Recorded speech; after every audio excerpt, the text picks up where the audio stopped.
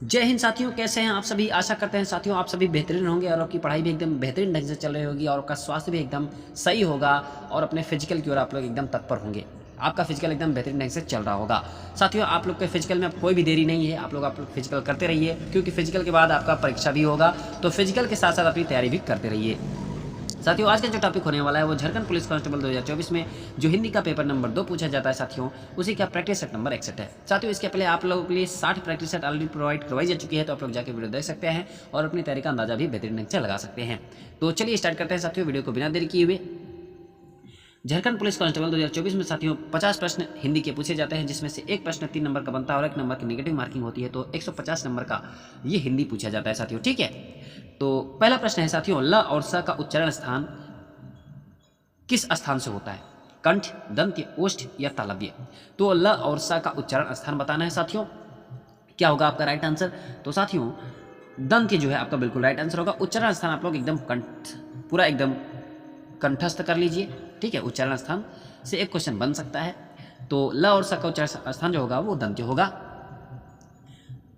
हिंदी वर्णमाला के वर्णों के उच्चारण स्थान से संबंधित विवरण निम्नलिखित है। यहाँ वर्ण कर लीजिएगा। ठीक है, उच्चारण स्थान है और वर्ण है। देखिए कंठ में जो आते हैं वो अ और बड़ा आ, क वर्ग के वर्ण आते हैं और ह और विसर्ग आता है। तालु में छोटी बड़ी च वर्ग आता है और य और श आता है साथियों। मूर्धा की बात करें तो री आता है ट वर्ग के साथ और र और श आता है। दंत में त वर्ग आता है और ल और ल स आता है।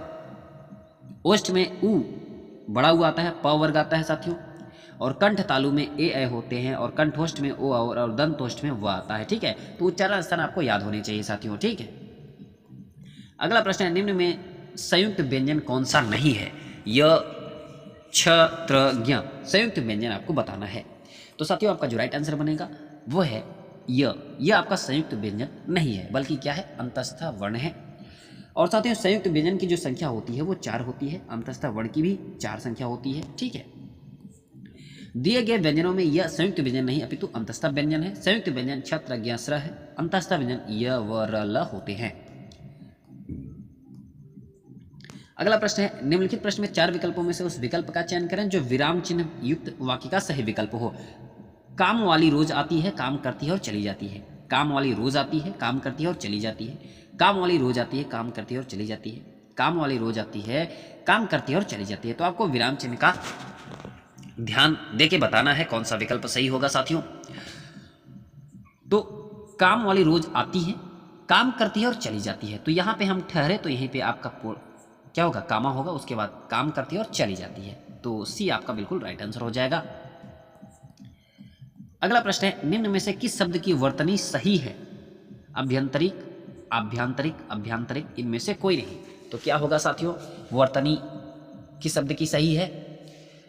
तो आभ्यंतरिक इस तरीके से आपका लिखा जाएगा, कंफ्यूजन मत रखिएगा। दिए गए विकल्पों में से आभ्यंतरिक शब्द की वर्तनी शुद्ध है। किसी शब्द के अंत में इक प्रत्यय के प्रयोग से शब्द के आदि में अ का आ तथा ई का ए हो जाता है। जैसे अभ्यंतर प्लस ई जोड़ेंगे तो आभ्यंतरिक हो जाएगा। ठीक है, राम संज्ञा का कौन सा प्रकार है? जातिवाचक संज्ञा, व्यक्तिवाचक संज्ञा, समूहवाचक संज्ञा या फिर भाववाचक संज्ञा? तो संज्ञा के कितने भेद होते हैं साथियों? 5 भेद होते हैं। उन 5 भेदों में आपको बताना है कि राम कौन से भेद का एक प्रकार है। तो राम संज्ञा का कौन सा प्रकार है साथियों? तो व्यक्तिवाचक आपका बिल्कुल राइट आंसर हो जाएगा। ठीक है, क्योंकि राम से जो है जिस शब्द से किसी एक वस्तु या व्यक्ति का बोध हो साथियों उसे हम व्यक्तिवाचक संज्ञा कहते हैं, जैसे हरि, गांधी जी, गंगा, भारत, जापान आदि। ठीक है, वह बहुत अच्छा लड़का है वाक्य में वह कौन सा सर्वनाम है? निजवाचक सर्वनाम, निश्चयवाचक सर्वनाम, अनिश्चयवाचक सर्वनाम या फिर संबंधवाचक सर्वनाम?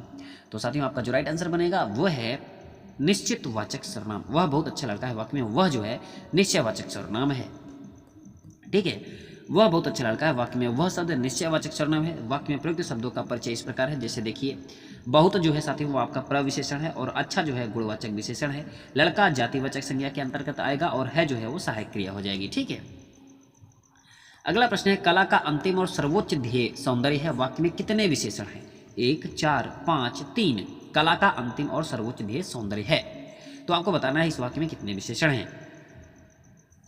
तो साथियों 3 विशेषण हैं। ठीक है, अब कौन कौन से हैं देखिए, कला का अंतिम और सर्वोच्च ध्येय सौंदर्य है। वाक्य में 3 विशेषण है, अंतिम, सर्वोच्च और ध्येय। अंतिम, सर्वोच्च और ध्येय, ठीक है। कला और सौंदर्य क्या है? विशेष्य या फिर संज्ञा कह सकते हैं। अगला प्रश्न है, निम्नलिखित प्रश्न में 4 विकल्पों में से उस विकल्प का चयन करें जो पक्ष के भेद का सही विकल्प हो। दीपा लगातार पढ़ाई करती थी इसलिए कक्षा में प्रथम आई। अभ्यास द्योतक पक्ष, नित्या द्योतक पक्ष, प्रगति द्योतक पक्ष, क्या होगा साथियों? या पूर्णता द्योतक पक्ष। दीपा लगातार पढ़ाई करती थी इसलिए कक्षा में प्रथम आई। तो क्या हो सकता है आपका आंसर? तो अभ्यास द्योतक पक्ष, ठीक है। अभ्यास द्योतक पक्ष है क्योंकि दीपा लगातार पढ़ाई करती थी इसलिए कक्षा में प्रथम आई। लगातार वो पढ़ रही है तो यहाँ पे क्या होगा? अभ्यास हो रहा है उसका, तो अभ्यास द्योतक पक्ष है साथियों, ठीक है। प्रश्नगत वाक्य दीपा लगातार पढ़ाई करती थी इसलिए कक्षा में प्रथम आई में अभ्यास द्योतक पक्ष प्रस्तुत है। क्रिया के जिस रूप से क्रिया व्यापार का बोध होता है उसे क्रिया का पक्ष कहते हैं। इस क्रिया व्यापार को 2 दृष्टियों से परिभाषित किया जाता है साथियों। पहली दृष्टि में क्रिया की प्रक्रिया के आरंभ होने के काल के रूप में, दूसरी दृष्टि में क्रिया की प्रक्रिया की इकाई के रूप में, और पहले प्रकार के अनुसार क्रिया के पक्ष को 4 वर्गों में वर्गीकृत किया जाता है। अगले प्रश्न की ओर बढ़ते हैं। राम और लक्ष्मण ने मिलकर यह काम पूरा किया। इस वाक्य में मिलकर किस प्रकार का क्रिया विशेषण है? रीतिवाचक क्रिया विशेषण, कालवाचक क्रिया विशेषण, स्थानवाचक क्रिया विशेषण या फिर परिमाणवाचक क्रिया विशेषण? तो साथियों रीतिवाचक क्रिया विशेषण हो जाएगा, ठीक है। इस वाक्य में मिलकर जो है ना शब्द रीतिवाचक क्रिया विशेषण है। जिन शब्दों के द्वारा क्रिया के संपन्न होने की रीति का बोध होता है उसे रीतिवाचक क्रिया विशेषण कहते हैं। उदाहरण, सुरेश भली भांति अच्छा कार्य कर रहा था। तो यहाँ पे भली भांति क्या हो जाएगा? रीतिवाचक। निम्नलिखित में से कौन सा शब्द पुल्लिंग है? बात, रात, आय, व्यय। तो पुल्लिंग आपको बताना है। तो साथियों व्यय जो है, व्यय आपका पुल्लिंग शब्द है, जबकि बात, रात एवं आय जो है क्या है? स्त्रीलिंग शब्द हैं। स्त्रीलिंग शब्द अलग करना है आपको अगले प्रश्न में। हुलास, हरकत, हमला, हवला, हवाला। तो स्त्रीलिंग शब्द आपको बताना है क्या होगा साथियों? तो हरकत जो है आपका बिल्कुल राइट आंसर होगा। हरकत आपका स्त्रीलिंग शब्द है। तुम्हारा देखिए वाक्य प्रयोग देखिए, तुम्हारी हरकत अच्छी नहीं लगती, शेष सभी पुल्लिंग शब्द हैं। शेष सभी आपकी क्या है? पुल्लिंग है, लेकिन हरकत जो है आपका स्त्रीलिंग है। तो इसका वाक्य प्रयोग इस प्रकार देख सकते हैं आप, तुम्हारी हरकत अच्छी नहीं लगती। तुम्हारी हरकत अच्छी नहीं लगता ऐसा तो नहीं बोला जाता, तो इसलिए यह स्त्रीलिंग होगा। निम्नलिखित में वचन की दृष्टि से असंगत युग्म है। सर्दी, सर्दियाँ, बहन, बहनें, गुब्बारा, गुब्बारे, झाड़ी, झाड़ियों। क्या होगा साथियों? तो झाड़ी, झाड़ियों नहीं, ये असंगत युग्म है क्योंकि यहाँ पे झाड़ी, झाड़ियों नहीं होगा। तो क्या होगा साथियों? झाड़ी, झाड़ियाँ होता है, ठीक है। लता गा रही है। इस वाक्य में क्रिया किस काल का बोध करा रही है? अपूर्ण वर्तमान, सामान्य भविष्य, सामान्य भूत, अपूर्ण भूत। लता गा रही है तो अपूर्ण वर्तमान है साथियों इसमें, ठीक है। काल कितने प्रकार के होते हैं? 3 प्रकार के होते हैं। लता गा रही है, इस वाक्य में क्रिया अपूर्ण वर्तमान काल का बोध करा रही है। अपूर्ण वर्तमान काल क्या होता है साथियों? क्रिया के जिस रूप से यह बोध हो कि वर्तमान काल में कार्य अभी पूर्ण नहीं हुआ, वह चल रहा है, उसे अपूर्ण वर्तमान काल कहते हैं। जिन वाक्यों के अंत में रहा है, रहे हैं, रही है, रहा हूं आदि आते हैं उसे हम अपूर्ण वर्तमान काल कहते हैं, ठीक है। निम्न में भाववाच्य है। अब आपको भाववाच्य बताना है। मोहन पुस्तक पढ़ता है, श्याम पत्र लिखता है, मोहन से बैठा नहीं जाता, पत्र लिखा जाता है। तो साथियों भाववाच्य बताओ ना जिसमें भाव आपको दिख रहा हो। तो मोहन से बैठा नहीं जाता, इसमें भाव दिख रहा है, तो यही आपका राइट आंसर होगा, ठीक है। देखिए मोहन से बैठा नहीं जाता, वाक्य में बैठा नहीं जाता से एक भाव स्पष्ट हो रहा है। इस वाक्य में कर्ता और कर्म की प्रधानता का बोध नहीं हो रहा है तथा क्रिया भाव के अनुसार है, अतः यह वाक्य भाववाच्य का उदाहरण है साथियों। मोहन पुस्तक पढ़ता है तथा श्याम पत्र लिखता है में कर्तृवाच्य तथा पत्र लिखा जाता है में कर्मवाच्य होगा। माँ ने बाजार से कपड़ा खरीदा, रेखांकित का कारक बताइए। कारक भी आपको साथियों आने चाहिए, प्रश्न यहां से भी पूछा जाएगा। कर्ता कारक, करण कारक, कर्म कारक या फिर अधिकरण कारक। तो कारक से आपको प्रश्न पूछा जाएगा, इसलिए कारक आपको याद होने चाहिए। कारक की जो संख्या होती है साथियों वो 8 होती है। बताइए बाजार से कपड़ा खरीदा, तो इसमें क्या है? करण कारक का यह उदाहरण हो जाएगा साथियों। माँ ने बाजार से कपड़ा खरीदा में रेखांकित पद में करण कारक है। बाजार द्वारा, ठीक है, बाजार द्वारा के या द्वारा होता है। अभ्युदय में उपसर्ग है अ, अभ, अभि, उपयुक्त में से कोई नहीं। तो अभ्युदय में जो उपसर्ग है साथियों, कौन सा उपसर्ग है? उपसर्ग और प्रत्यय में आप लोग कन्फ्यूजन मत होइएगा। 99% आशा है कि आप सभी को उपसर्ग प्रत्यय में अंतर समझ में आता होगा।